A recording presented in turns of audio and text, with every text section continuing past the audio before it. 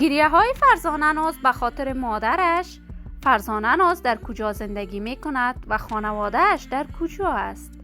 دلیل گریه های فرزانه ناز به خاطر مادرش چی است و حقایق تازه و باور نکردنی فرزانه ناز با پسران هندی.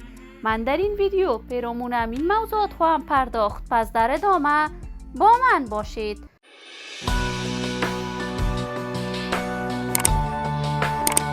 سلام، شما را خوش آمدید میگم به یکی دیگر از ویدیوهای جذاب کانال دنیا اینفو.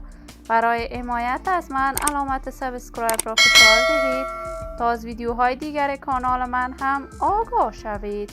فرزانه ناز هنرمند موفق، نام شناخته شده و چهره رسانه‌ای در میان هنرمندان و جوانان کشور است.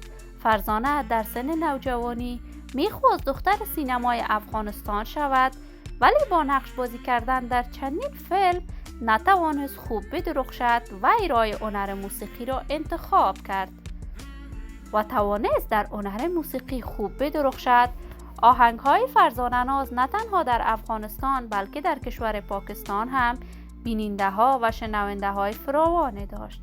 اما فکر می‌کردند گویا فرزانه ناز نغمه افغانستان خواهد شد، اما دیر نگذشت فرزانه ناز آهسته از راه هنر موسیقی دوری گزید و در کشور هند زندگی می‌کرد و می‌خواهد در کشور هندوستان ستاره سینمای هند شود.